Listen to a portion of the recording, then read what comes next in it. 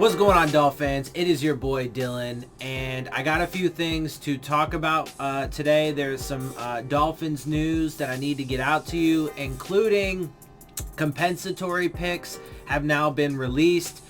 There was a promotion within the Dolphins coaching staff that we'll get to, as well as some potential rule changes that the Dolphins were apparently involved in proposing. So let's get right to it. Let's start with the rule changes. Proposed NFL rule changes. Eagles, Dolphins, Ravens, and Chargers submit proposed rule changes, including an alternative to the onside kick. So let's start. Eagles 4th and 15 onside kick alternative among proposed NFL rule changes. 4 NFL teams have brought seven proposed rule changes for the league to consider implementing in the 2020 season. The most significant rule proposal from the Philadelphia Eagles includes an alternative to the onside kick that would give the trailing team possession of the ball after scoring and a 4th and 15 from its own 25-yard line. So instead of doing an onside kick that would give the trailing team possession of the ball, right? So normally you do an onside kick. If you manage to get it, you're going to get the ball with good field position, right? Because the onside kick comes out to what, like the 35 or the 40-yard line, something like that. I'm not exactly sure. You do an onside kick, it has to go at least 10 yards. So you're going to be somewhere-ish about midfield with an onside kick. So they're proposing instead of that, give the trailing,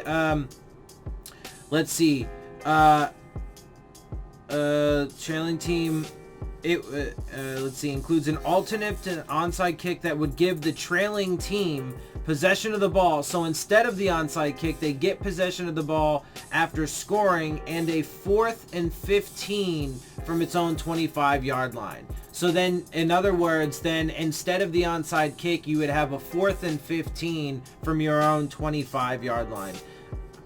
I mean, that's interesting, I guess. I don't know. I guess it's just as... it's onside kicks are not exactly... I guess the probability for the trailing team would be a little higher. I guess converting a 4th and 15, that's 15 yards. And it's a 4th down, so you only get one shot at it. And you're on your own 25-yard line. So if you don't get it, then the other team's going to get great field position. So I don't know how I feel about that, but we'll see. Maybe I'm not understanding it quite right or something. I don't know, but that seems potentially counterproductive. Certainly, how many teams are able to convert, 4th and 15? That's tough. The Dolphins wouldn't be able to. Anyway, per ESPN's Kevin Seifert, the proposals have not yet been endorsed by the competition committee. The onside kick proposal is a modification of the rule the NFL used for the Pro Bowl in January. Teams had the option of running one additional play from their own 25-yard line after scoring. If the team gained 15 or more yards on the play, it would retain possession. If it didn't pick up enough yardage, the opposing team would get possession from the dead ball spot. The NFC used the rule late in the fourth quarter after touchdown cuts its deficit to 38-33. Kirk Cousins' pass intended for Kenny Golladay. Yeah. Anyway, so that's a little bit. Let's actually look, though. Let's see the rest of it. Okay, so the rest of it is add a booth umpire as an 8th official. That came from the Ravens and Chargers. The 4th and 15 from the 25 is an onside kick alternative, comes from the Eagles. Restore offensive or overtime to 15 minutes. The Eagles suggested that. Okay, and then an option for the defense to start the game clock when declining a penalty, and that's what the Dolphins suggested. So the Dolphins suggested an option for the defense to start the game clock when declining a penalty. So it gives the option to the defense. All right, so that's the rule changes. We'll have to see. Obviously with anything, it takes a little time to kind of get used to it. Obviously the overtime one would be restoring it back to how it used to be. That onside kick alternative, I don't know about that. The booth umpire, I do like that option. It does provide the officials with a better alternative or an additional alternative. It gives them the ability to have, the replays there in real time to help. I don't know. I mean, it could help. We'll see. It'll be an interesting one. Like I said, the onside kick alternative, I don't know how I feel about that. I would have to see it done in practice and, over an extended period of data to be able to really say, but yeah, it's interesting, I guess. All right, well, anyway, so that's the rule changes. So let's move on. The next thing that I wanted to let you guys know about is again, there was a promotion within the Dolphins organization. So it's Josh Grizzard got promoted to wide receivers coach.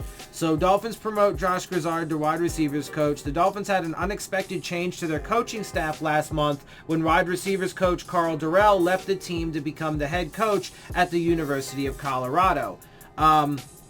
Shortly after actually being promoted by the Dolphins, he decided to leave instead. Durrell's replacement was announced on Tuesday. The Dolphins have promoted Josh Grizzard to the wide receivers job for the 2020 season. Grizzard spent the last 2 years of Adam Gase's tenure and the first year of Brian Flores' tenure as a quality control coach. After playing defensive back at Yale, Grizzard moved into coaching at Duke in 2013. Durrell's departure was one of many changes to Flores' staff since the end of the regular season. They also parted ways with offensive coordinator Chad O'Shea and defensive coordinator Patrick Graham to shake up the staff ahead of the next season. Among 10 other coaching staff changes as well. There's going to be all new systems implemented, of course, as well. Chemistry got completely reset between players and coaches. Not to mention, there's also going to be a lot of changes to the roster. So, I mean, there's going to be a lot of the same issues that we had last year carry over to this year. Young and experienced team, chemistry that needs to be, built, etc., etc., because it's all going to be fresh. All right. And now to really the big thing here, the most important thing is we got compensatory picks.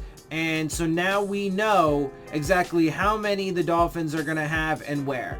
All right. So first of all, before when we first really started getting into draft and talking about, the war chest that we have, everybody was like, Bob, we're going to have 14 picks. The Dolphins are going to have 14 picks in the draft. It was almost religious. Like in every article you would read, the Dolphins are going to have 14 picks in the draft. Well, as it turns out, we're only going to have 12. Because as it turns out, we were only awarded 2 compensatory picks. So everybody or so many people were banking on. Now, to be fair, 12 picks is obviously still a lot, right? The base amount of picks you get is 7, 1 for each round.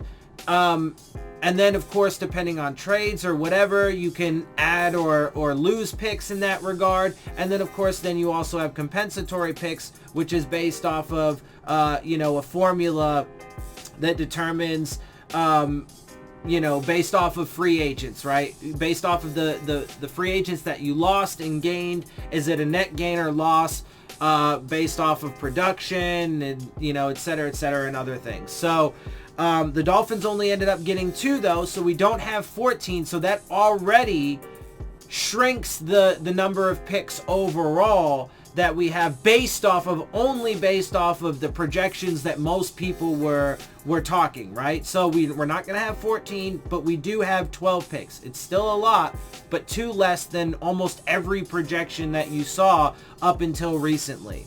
I only saw recently a couple that had said the Dolphins are going to have 12 picks, but overwhelmingly it was 14. People were assuming. So there's that. But like I said, we did get 2, so let's take a look at them. What are they? Well, the Dolphins get a 4th round pick and a 7th round pick. So we already had 10 picks. Okay, so as it stands, we have 3 first rounders, 2 second rounders, blah, blah, blah, blah, blah. And now we have an additional 4th rounder and a 7th rounder. So let's see. How does that break down, though, a little bit? So it looks like, as expected, so I'll read you a couple tweets here.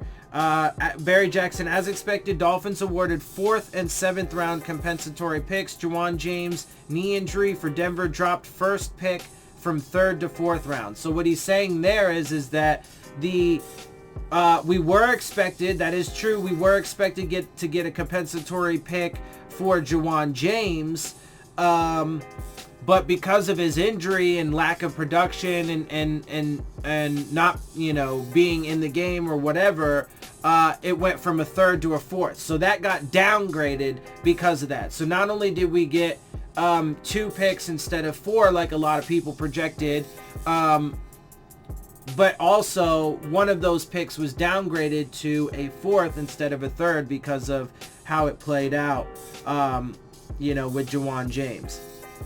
So let's see. But and then funny thing is though, is then I just saw another, because I'm looking to see for some more explanation here on where the 7th round came from.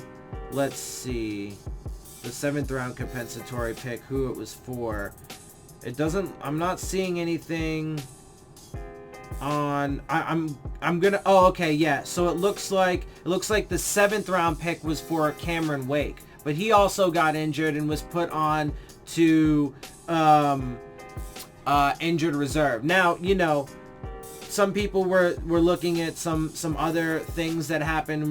We're hoping we can, but look, so what I was going to say is then there was this tweet by Jordan Reed. The Dolphins are sitting on a potential gold mine over the next few years. With a projected $88 million in cap space, it's actually $93 million, to be fair, possibly more. He does put that in parentheses. 93 million's the consensus that I've seen, and 14 draft picks this year. This is the most important offseason in franchise history, which I will agree to that to some degree.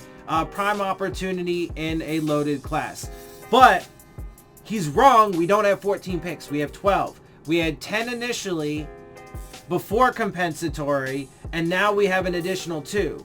But again, so many people were projecting, oh, the Dolphins are going to have 14 picks. No. So based off of their projections, we have less picks. So we have 12 now. Okay? And for sure, at least one of those. In fact, I would venture to guess that the 7th round pick actually, because it could have been a 6th round pick, and that got downgraded too. So the 2 compensatory picks that we did get ended up getting downgraded. They could have been a 3rd and a 6th. Instead, we get a 4th and a 7th. So, I mean, it's still good, obviously, that we get those picks, but it's not as good as what everybody was making it out to be. And let's also note that, again, while it is true that we have 90-something million in cap space and 12 draft picks, that could substantially change, right? If the Dolphins in free agency, which is about to open in just a few days, I believe, if they go out and they blow through that cap space, right? Because in this tweet from Jordan Reed, he says a potential gold mine over the next few years. But that's if you manage it properly, right? But if the Dolphins go out in free agency and are big spenders, right?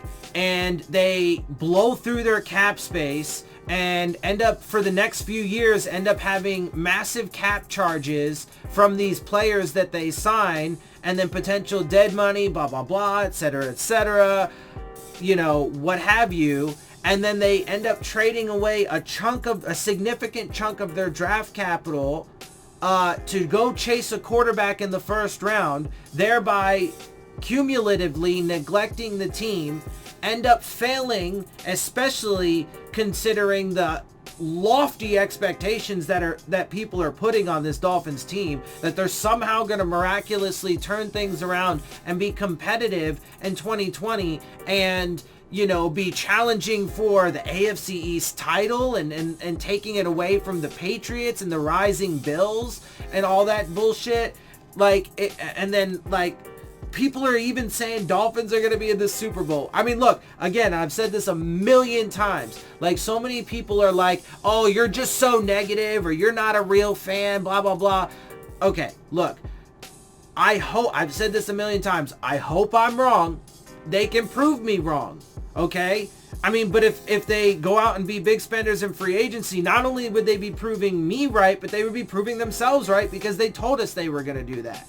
If they end up trading away a chunk of draft capital and go chase a quarterback, they would prove me right, but they would also be proving themselves right because while they didn't explicitly say they were going to do that, I mean, they literally, in their actions and everything they did last season, last offseason, last season, etc., this offseason, has literally primed them to do exactly that. So, they can prove me wrong, and I hope that they do, and I hope that they can turn this around. But based off of the data and the information that is readily available to all of us, including things that they have said and their actions, which are far more important than their words. But, based off of that, I just don't see it. I don't see it going in the right direction, but we'll have to wait and see. I hope that they do prove me wrong. It's not, it's not looking good, and we'll have to wait and see. And then of course, that whole stuff with the CBA, whatever. So, this assertion that the Dolphins, I mean, to be fair, he says potential gold mine over the next few years, right? So yes, I mean, we could be theoretically, again, I completely disagreed with the whole tanking philosophy and so on and so forth.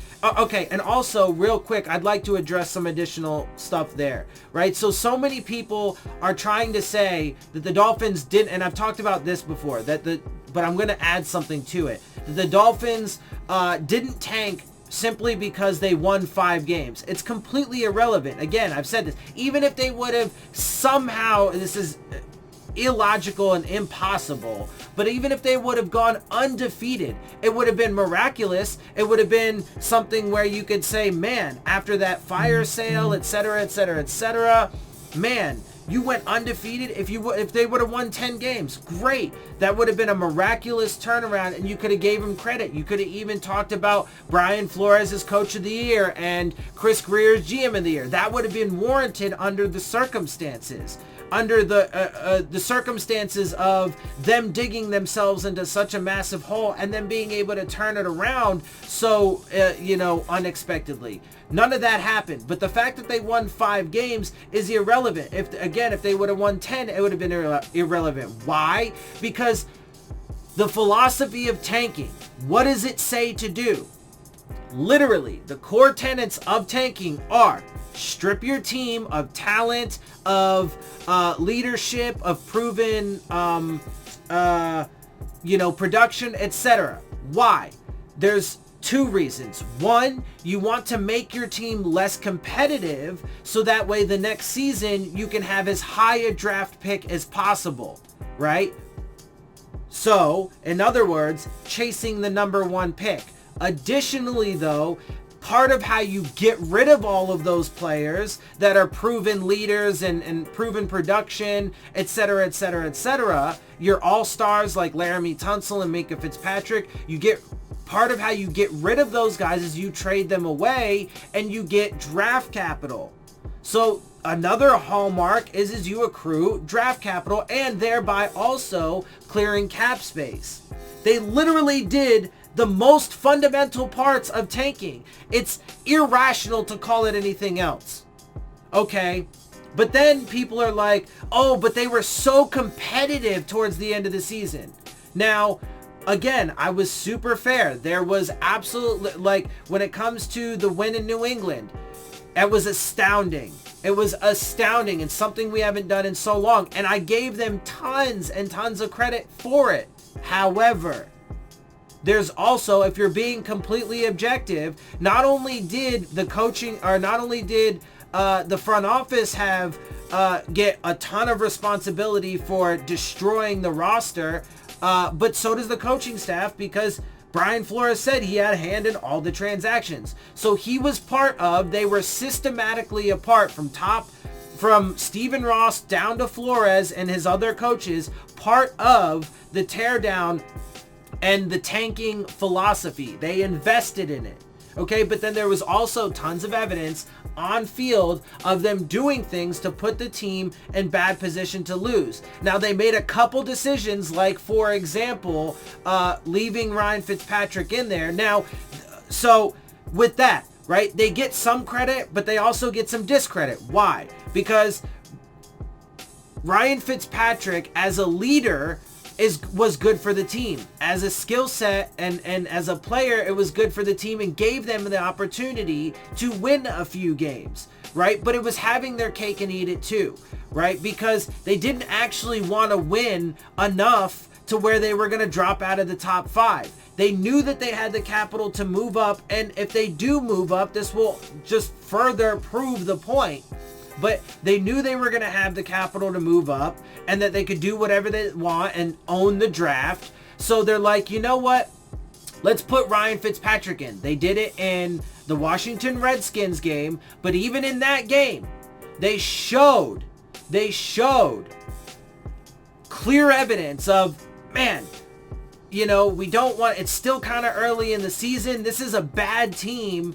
You know, we don't want to win too many games, so we're going to sabotage the chance that we have. Instead of pushing it into overtime and giving us an opportunity, fresh legs, Ryan Fitzpatrick was like, you know, lighting things up there against a tired, bad defense, etc., etc. We could have won that game, but they chose to do things that were irrational and stupid, unless you realize that the reason for why they did it was because they were not actually trying to win the game. They wanted to win a few games so they could try and buck the narrative of we were tanking.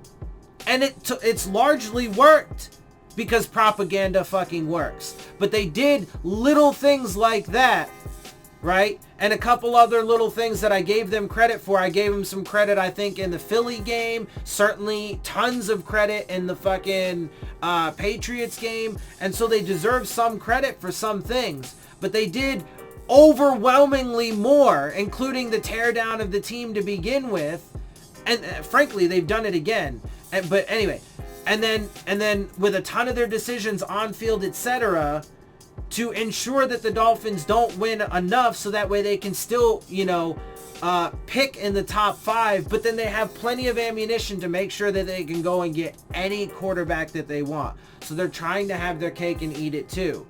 So the defense that won, the Dolphins didn't tank because they won 5 games, is absolutely absurd. And additionally, it's absurd to say, oh, but they were so competitive towards the end of the year. That's ridiculous. They were still in the bottom of the league in almost every category. They still had one of the worst running backs ever. They couldn't stop the run. They had no pass rush.